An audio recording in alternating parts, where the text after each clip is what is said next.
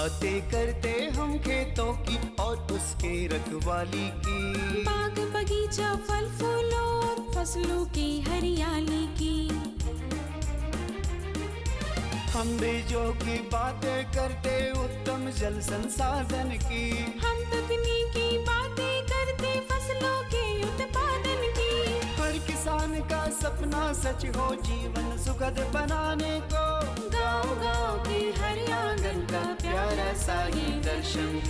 कृषि दर्शन, कृषि दर्शन, कृषि दर्शन, कृषि दर्शन, कृषि दर्शन, कृषि दर्शन, कृषि दर्शन, कृषि दर्शन।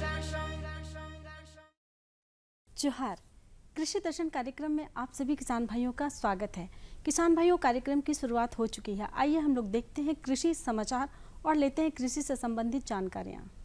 नमस्कार, कृषि समाचार में आपका स्वागत है। मैं हूं अंशु खलकड़ा। आइए देखते हैं आज कृषि समाचार में क्या है खास। निजी जमीन पर रियरिंग तालाब निर्माण के लिए आवेदन आमंत्रित।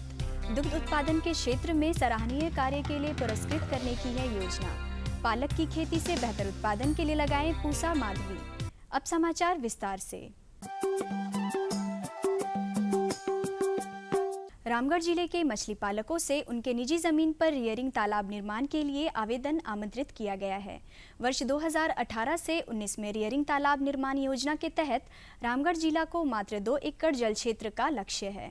इस योजना के अंतर्गत मशीन द्वारा 1 एकड़ के तालाब के निर्माण के लिए मॉडल इकाई लागत 5,08,000 रुपये आकलित है। इसके अतिरिक्त जो भी राशि लगेगी उसका व्यय भार लाभुक को वहन करना होगा। अनुसूचित जाति और जनजाति के लाभुकों को 80% और अन्य कोटि के लाभुकों को 70% का अंशदान सरकार देगी। इच्छुक लाभुक 31 अगस्त तक जिला मत्स्य पदाधिकारी रामगढ़ के कार्यालय में आवेदन जमा करें। पलामू जिले के दुग्ध उत्पादकों को दुग्ध उत्पादन के क्षेत्र में सराहनीय कार्य के लिए पुरस्कृत करने की योजना है। इच्छुक पशुपालक 31 अगस्त तक जिला गव्य विकास कार्यालय पलामू के कार्यालय में आवेदन जमा करें। आवेदन के साथ सफलता की कहानी, गौशाला एवं गायों और हरा चारा उत्पादन का रंगीन फोटोग्राफ संलग्न करें।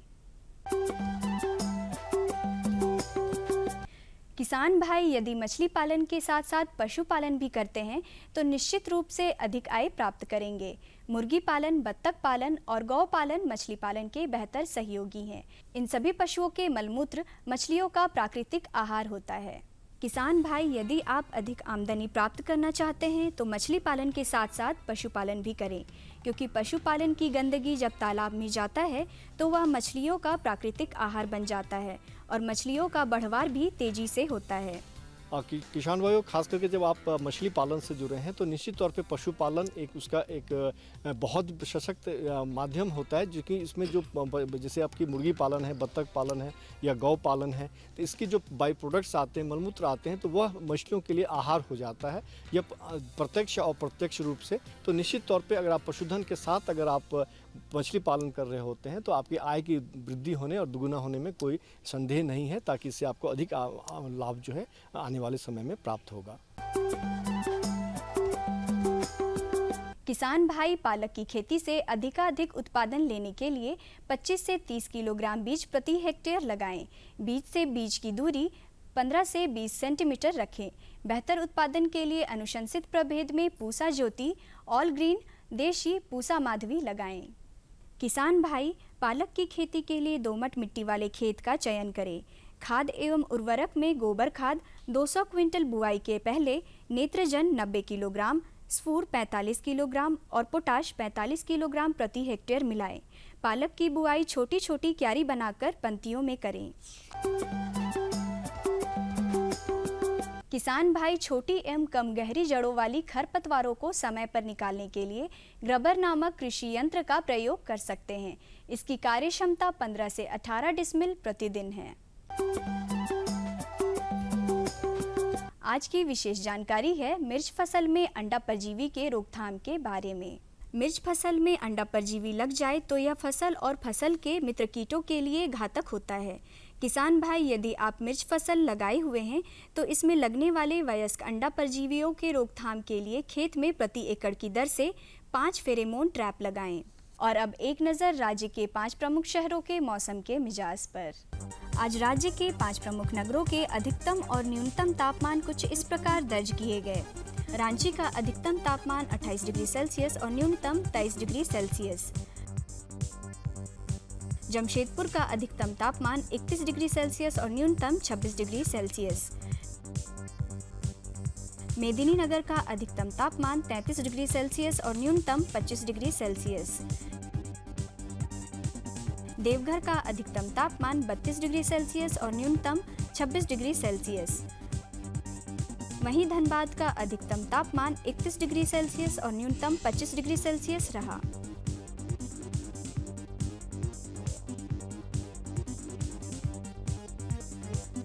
कृषि समाचार में आज इतना ही। अगले दिन अगले अंक में फिर मुलाकात होगी कुछ ताज़ा तरीन खबरों के साथ। तब तक के लिए दीजिए इजाज़त। नमस्कार, जोहार। किसान भाइयों, अभी आप देख रहे थे कृषि समाचार, जिसमें आप कृषि के समाचार से अवगत हुए, मौसम के मिजाज को जाना, मंडी के भाव को जाना और खेती बाड़ी से भी रूबरू हुए।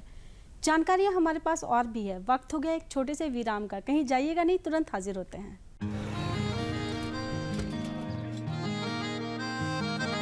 क्या बात है भाई, आजकल तो काफी खुश नजर आ रहे हो।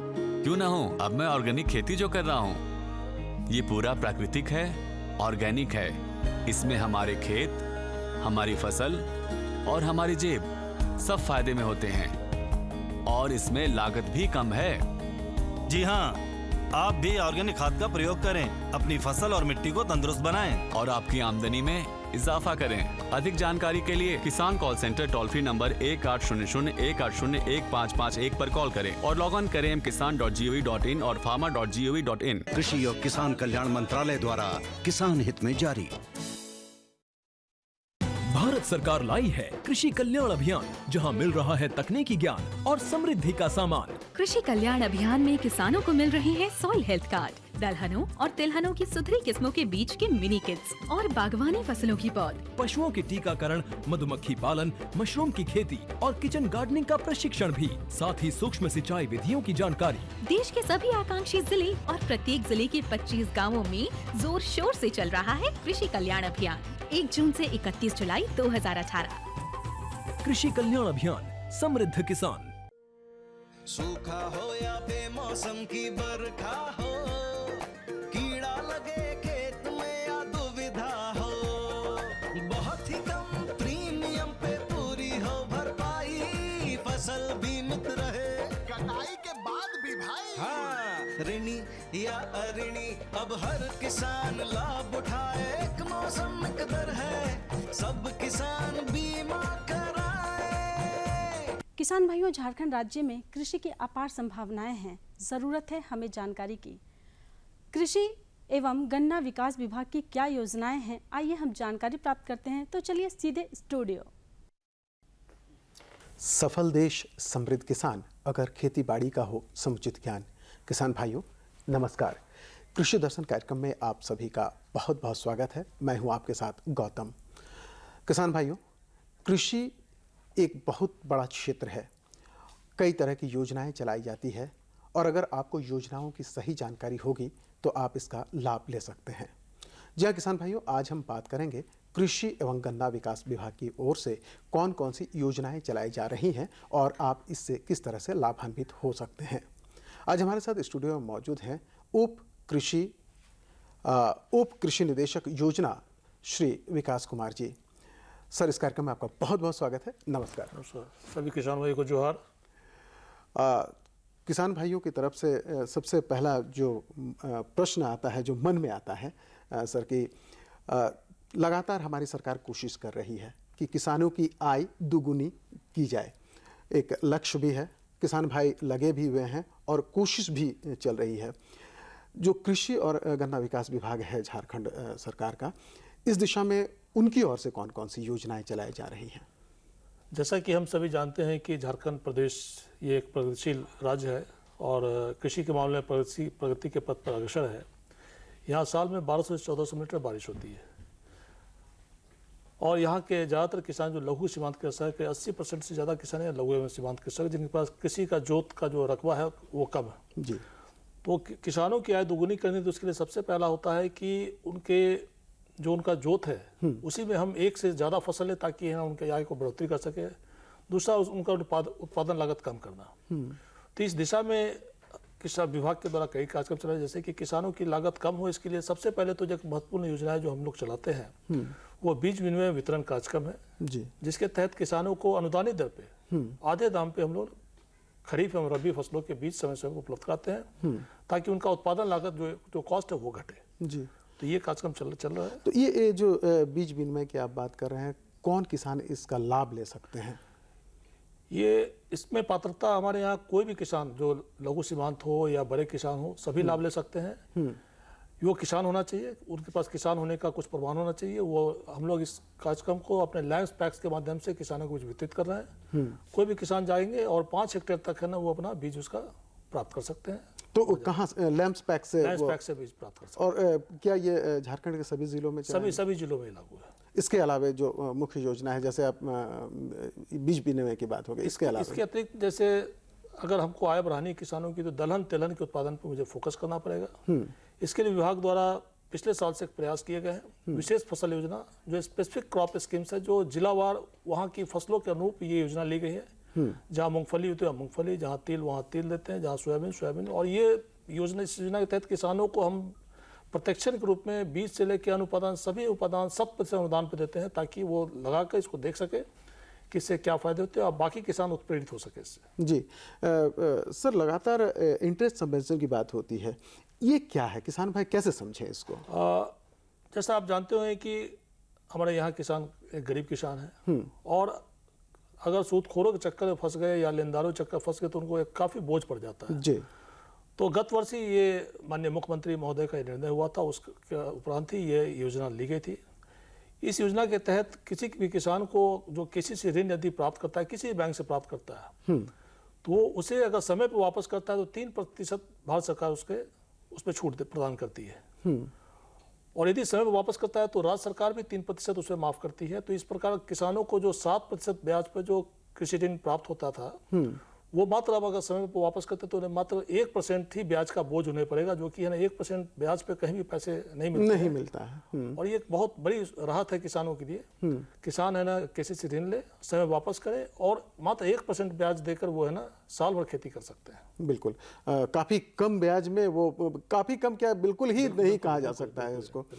लगातार झारखंड में सिंगल विंडो सिस्टम की चर्चा आती है समाचार माध्यमों से भी, और इससे ये सिंगल विंडो सिस्टम में किस तरह से जो राज्य सरकार है वो किसानों के लिए लाभदायक है? सरकार इस दिशा में बढ़ रही है कि किसानों को ऑफिस के चक्कर नहीं लगाने पड़े। इसके लिए सरकार ने ये निर्णय लिया कि है ना प्रत्येक प्रखंड में हमारा एक सेंटर हो जहाँ किसानों को समस्त सुविधाएं वहाँ प्रदान की जा सके। इसी प्रयास के तहत वर्ष 16-17 में 100 सिंगल विंडो सेंटर की स्थापना की गई पूरे राज्य भर में। 17-18 फिर पुनः 100 सिंगल विंडो सेंटर की स्थापना की गई और इस वर्ष भी 60 सिंगल विंडो सेंटर की स्थापना वो करने जा रहे हैं, जिसमें कि है ना एजेंसी का चयन हो गया और स्थापना की प्रक्रिया जारी है। वहाँ किसानों को जाने पे टेक्नोलॉजी की पूरी जानकारी दी जाती है। विभाग के जितने भी कार्यक्रम चल रहे हैं, कृषि पशुपालन सहकारिता विभाग की जितनी भी योजनाएं चल रही है, चाहे वो कृषि की हो, चाहे पशुपालन की हो, चाहे मत्स्य की हो, चाहे गव्य की हो या सहकारिता की, सभी योजनाओं का आवेदन पत्र उनको वहाँ मिल जाता है। तो एक सिंगल विंडो सेंटर के माध्यम से उनको आवेदन वहाँ भरा जाता है। फिर जहाँ से संबंधित है उस प्रभाग को वहाँ से आवेदन भेज दिया जाता है और वहाँ से फिर कार्रवाई करते हुए उनको फिर योजना की स्वीकृति दी जाती है। तो एक अच्छा प्रयास है वहाँ, यहाँ तक कि वो सेंटर पे है ना मृदा स्वास्थ्य जाँच कार्ड की भी उनको दिए जा रहे हैं। उनकी मृदा का नमूना का जांच करते वो भी कार्ड वितरण किए जा रहे हैं। वहाँ हमेशा 24/7 डेज वहाँ पे है ना टेक्निकल पर्सन्स डेपुटेड हैं जिनके माध्यम से उनको नई तकनीक की जानकारी भी दी जा रही है। ये डबल क्रॉपिंग की बात की आपने, और कई बार ऐसा होता है कि जैसे बहुत सारे किसान हैं जो बड़े पैमाने पर झारखंड जैसे राज्य में धान की खेती होती है, उसके बाद एक राइस फैलो वाली बात आती है, तो इसके लिए सरकार क्या, क्योंकि ऐसा होता है कि धान की खेती के बाद बहुत दिनों तक खेत छूटा रहता है, उसकी नमी बर्बाद होती है, तो ऐसे में जो किसान भाई लाभ उठाना चाहते हैं उनके लिए क्या योजना है? मैं थोड़ा बताना चाहूँगा कि झारखंड में हम लोग 38 लाख हेक्टेयर कृषि योग्य भूमि है, जिसमें कि 28 लाख हेक्टेयर में हम लोग खरीफ में खेती करते हैं। 28 लाख हेक्टेयर में 18 लाख हेक्टेयर में हम लोग धान की खेती करते हैं। और ये धान की जो के बाद ये रबी में ये खेत सामान्यतः पड़ती रहती है। तो इसको आच्छादित करने के और किसानों की आय दोगुनी करनी है तो इसको आच्छादित करने, दलहन तिलहन से इसको आच्छादित करने हम लोग एक डबल क्रॉपिंग स्कीम राइस फैलो स्कीम्स हम लोगों ने लॉन्च किया और विगत ये 3 वर्षों से इसको संचालित की जा रही है जी। इसमें क्या है कि किसान जो भी करना चाहते हैं उनको हम लोग सपोर्ट के तौर पर इस बार भी ये योजना स्वीकृत मतलब होने जा रही है, गत वर्ष भी थी। इसमें किसानों को 1800 रुपया प्रति हेक्टेयर प्रोत्साहन राशि हम लोग देते हैं उनको बीज या अन्य उपादान लेने के लिए। और इसमें फायदा यह है कि 50 हेक्टेयर क्लस्टर पे एक हम जियोटिल ड्रिल मशीन भी दे रहे हैं, वो निःशुल्क उपलब्ध है किसानों के बीच। हमारे कृषक मित्र या आर्या के पास वो मशीन उपलब्ध रहती है, उसके माध्यम से है ना बिना खेत की जुताई किए उस मशीन के माध्यम से खाद और बीज एक ही साथ है ना लाइन में गिराते हुए और इसके माध्यम से खेती की जा रही है। और किसान ये एक तरह का तकनीकी सपोर्ट है उनके लिए। सपोर्ट है और एक फसल से 2 फसल में लोग उस वक्त मतलब उसमें ले सकते हैं जी। मृदा जांच एक बहुत बड़ी बात रही। सरकार की ये कोशिश रहे कि मृदा जो है उसकी जांच की जाए, किसानों को संतुलित उर्वरक प्रयोग करने की आदत हो, इधर उधर की जो बातें हैं वो नहीं हो खेती में। तो मृदा सुधार से संबंधित जो योजना है, क्योंकि काफ़ी महत्वपूर्ण है ये, तो इस पर क्या कार्यक्रम है आपके यहाँ? कई तरह से प्रयास किए गए हैं। इसमें हम लोग 3 तरह से इस पर काम कर रहे हैं।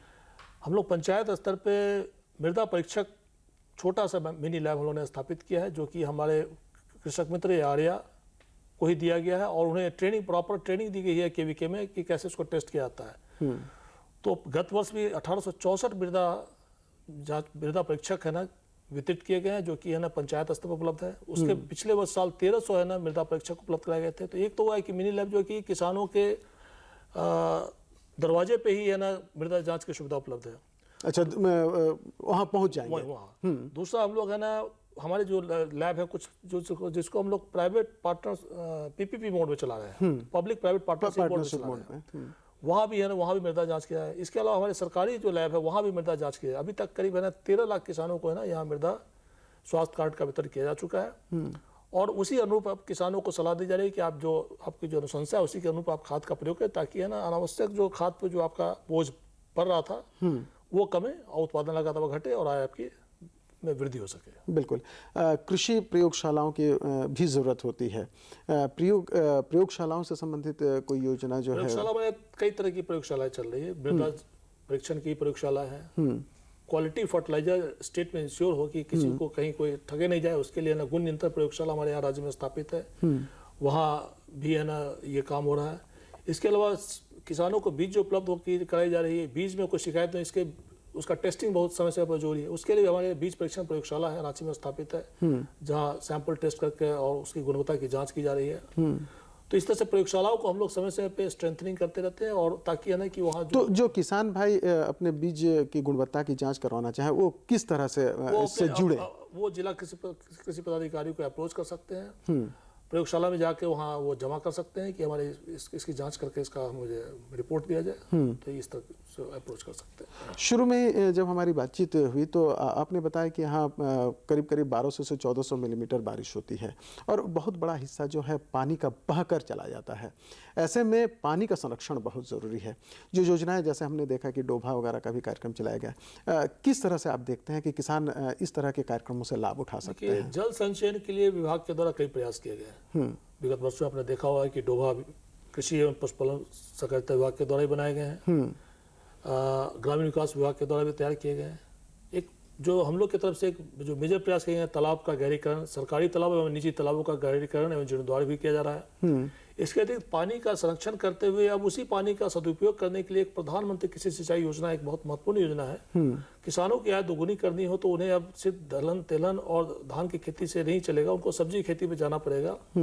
तो इसके लिए है ना हम लोग प्रधानमंत्री कृषि सिंचाई योजना एक जो सेंट्रल स्पॉन्सर्ड स्कीम्स है, इसके तहत हम लोग है ना यहाँ इस साल पिछले साल तक ये 85% अनुदान था स्मॉल एंड मार्जिनल फार्मर्स के लिए। इस बार इसको हम लोग ने 90% जो अभी निर्णय हुआ है 90% इसका सरकार के द्वारा किया जा रहा है। और अभी ये जो हम लोग करेंगे तो इससे क्या है कि 60 से 70% पानी की बचत होती है, और जिस पौधे को पानी की आवश्यकता है उसी पौधे को पानी उसके टपक सिंचाई के माध्यम से उनके पौधे की जरूरत तक जाता है। यहाँ तक कि खाद भी पौधे को जरूरत तक इसी सिस्टम से जाता है, फर्टिलाइजर टैंक लगा होता है। और इसमें अनुदान इतना ज़्यादा है कि किसान को अपना लागत 1,29,000 आज के तिथि में उसकी 1 हेक्टेयर पर लागत है, किसानों को मात्र 12,900 रुपया प्रति हेक्टेयर दे के उनके खेत में ये टपक सिंचाई लग जाएगा और किसान उसका लाभ ले सकते हैं। और सब्जी का फसल ऐसा देखा गया, क्षेत्र में जाने पे मिलता भी है कि 1 एकड़ में लोग किसान जो अच्छे से सब्जी की खेती करें तो कम से कम साल में है ना 3 से 4 लाख रुपए वो कमा रहे हैं, बशर्ते कि उनको तकनीक को ध्यान में रखते हुए उसको समय समय पे, और किसानों को ध्यान इसमें ये देना चाहिए कि हमेशा खेती करे तो थोड़ा हट कर करें जी। समय के साथ सबके, अब सब लोग आलू लगाए तो आलू ही नहीं लगा ले, तो थोड़ा समय से पहले समय को सीजन को पकड़े, जो आगात खेती की बात हम करते हैं, अच्छा उनको मुनाफा मिल सकता है और इस तरह से वो आगे बढ़ सकते हैं। कृषि कार्य में उपकरण की बड़ी भूमिका होती है। हमारे यहाँ बहुत सारे किसान हैं जो सीमांत किसान हैं, जिनके पास बहुत पूंजी नहीं है, तो कृषि उपकरण बैंक की क्या भूमिका है? सबमिशन और एग्रीकल्चर मैकेनाइजेशन एक स्कीम विभाग के द्वारा चलाई जा रही है, जिसके तहत किसानों को 90% अनुदान पे कृषि यंत्र मुहैया किया जा रहा है, जिसमें पंप सेट एक बड़ा महत्वपूर्ण है, क्योंकि पानी कुआं या तालाब या कहीं से मुझे लेना है तो पंप सेट की बहुत अहम भूमिका होती है, तो पंप सेट उसमें वितरण किए जा रहे हैं और पंप सेट के माध्यम से है ना लोग अपने खेतों में पटवन कर रहे हैं और खेती कर रहे हैं। तो 90% अनुदान पर एसएमएम के तहत, बाकी बहुत सारे हमारी स्कीम्स है जहाँ डेमोन्स्ट्रेशन है वहाँ 50% अनुदान पर भी है ना डेमोन्स्ट्रेशन एरिया में हम लोग कृषि यंत्र का वितरण करें, इसमें कि पंप सेट भी है, पावर टिलर तो नहीं बट हम लोग रोटावेटर है, स्प्रेयर जो है, छोटे छोटे उपकरण है, कोलोवीडर है, इसमें कई यंत्र है ना हम लोग किसानों को उपलब्ध कराते हैं और ये काफ़ी उनको एक सहायता मिल जाती है। बिल्कुल। और माननीय प्रधानमंत्री के द्वारा जो हाल में जो इनिशिएटिव्स लिए गए हैं उसमें बीमा का भी जो क्षेत्र है उसका भी विशेष उसमें ये किया गया है कि काफ़ी कम प्रीमियम देकर भी किसान भाई, इस पर आपका क्या विचार है? इस वर्ष तो सरकार ने अभी जो बीमा, जो फसल किसानों को जो फसल बीमा कराया गया है, धान और मक्का का बीमा कराया, इसमें बीमा की राशि किसानों से नहीं ली गई है। माननीय मुख्यमंत्री महोदय का जो घोषणा हुई थी उसके आलोक में ना बीमा की राशि नहीं ली गई है और निःशुल्क किसानों का बीमा कराया गया है। तो ये एक बहुत बड़ी राहत है कि बिना पैसे का लोगों का बीमा हुआ है और वो इस दायरे में इसका जो फसल बीमा योजना का जो दायरा उसमें वो काफ़ी बढ़ा है और इसमें कई नई चीज़ों को भी जोड़ दिया गया है। बहुत सारे ऐसे किसान हैं जो शुरुआती दौर में ही अगर किसी तरह का नुकसान होता है वो बीमा का क्लेम कर सकते हैं, 25% का लाभ उनको मिल सकता है। सर, हम योजनाओं की बात करते हैं, हमारे साथ बहुत सारे किसान भाई जुड़ते हैं, कई बार हम अपने कार्यक्रमों के माध्यम से योजनाओं के बारे में बताते हैं, लेकिन ऐसा कोई आपके वहाँ से कार्यक्रम चलता है कि योजनाओं के बारे में किसान जागरूक हों? हम बताते हैं, जानते हैं, इसके अलावा कुछ ऐसे कार्यक्रम हैं? इसके लिए हमारे यहाँ एक स्पेशल एजेंसी है, समिति, अपने सभी किसान भाई जानते हैं, और जिले में आत्मा का काम ही है किसानों के बीच प्रचार प्रसार प्रबंधन करना, समय समय पे किसान गोष्ठी, किसान पाठशाला इत्यादि कार्यक्रम, ये निरंतर प्रक्रिया, ये सालों भर चलते रहते हैं। हमारे बीटीएम, एटीएम, कृषक मित्र, इसके तहत लोग प्रशिक्षण का with in district exposure, with in district training, with in state training, इस तरह कई कार्यक्रम। साथ ही हम लोग अभी एक पिछले कई वर्षों से हम लोग प्रयास किया है कि प्रत्येक प्रखंड में 3 दिवसीय प्रखंड कृषि चौपाल का आयोजन किया गया, जिसमें कि रिगरस कृषि पशुपालन सभी प्रभाग, चाहे वो गब हो, मत्स्य उद्यान, सभी लोग उसमें उपस्थित रहे और 3 दिन तक किसानों को है ना टेक्नोलॉजी की जानकारी पूरी दी गई कि कैसे आप खेती करेंगे, कैसे पशुपालन पे की ओर जाएं तो कैसे फायदा हो सकता है। तो ये लगातार ये खरीफ में भी किया गया और रबी में किया जाएगा। तो प्रचार प्रसार की योजना हमारी चलती है, जिसके तहत किसानों को लगातार ये अवेयरनेस का काम किया जा रहा है और किसान इसका लाभान्वित हो रहा है। जी सर, माननीय प्रधानमंत्री जी का एक दृष्टिकोण है, कृषि को बेहतर बनाना है, आय दोगुनी करनी है, कितनी योजनाएं चलाई जा रही है। राज्य में भी माननीय मुख्यमंत्री इस दिशा में लगातार प्रयासरत हैं, जुड़े हुए हैं, कार्यक्रमों को खुद कई बार मॉनिटरिंग भी करते हैं। एक बड़ी बात आती है कि जब योजनाएं जो चल रही हैं, जो योजनाएं किसान जुड़ रहे हैं, कितना आपको दिख रहा है कि धरातल में विगत कुछ वर्षों में कितना परिवर्तन दिख रहा है? अब ऐसे देखें ना, जब झारखंड राज्य ये अलग हुआ था तो झारखंड राज्य का उत्पादन खाद्यान्न के मामले में 22 लाख मीट्रिक टन हुआ करता था। यूँ कह सकते हैं हमारी आवश्यकता उस वक्त 50 लाख मीट्रिक टन की थी और 22 लाख मीट्रिक टन उत्पादन था। तो इसका मतलब हम भिखारी थे, दूसरे राज्यों पर निर्भर थे। आज के डेट में हम करीब 65 लाख मीट्रिक टन खाद्यान्न उत्पादन में आए हैं। तो कहीं ना कहीं किसानों के प्रयास से ही, किसानों की मेहनत से ही और साथ में विभाग के कुछ प्रयास से यहाँ तक हम लोग आए हैं और इसका प्रभाव दिख रहा है, लो फील्ड में जाने से दिख रहा है। और जहाँ ये खनिज संपदाओं से परिपूर्ण ये राज्य था, लोग इसको कृषि के नाम से नहीं जानते, आज कृषि के रूप में इसको लोग जानने लगे हैं और यहाँ भी अब है ना लोग खेती के प्रति लोगों का रुझान बढ़ा है। और साथ ही साथ पशुपालन के क्षेत्र में भी बहुत सारे काम हुए हैं। बतौर कृषि उपनिदेशक आप यहाँ पर उपस्थित हुए, हमारे किसान भाइयों को बहुत सारी योजनाओं की आपने जानकारी दी। किसान भाइयों, आप इन योजनाओं का लाभ उठाइए, आप संबद्ध अधिकारियों से मिलें और जानकारी हासिल करें। आपकी खेती अच्छी हो, आप सफल हों, समृद्ध हों। इन तमाम शुभकामनाओं के साथ कृषि दर्शन की टीम को फिलहाल दीजिए इजाज़त। आपका बहुत बहुत धन्यवाद सर। और किसान भाइयों नमस्कार। नमस्कार।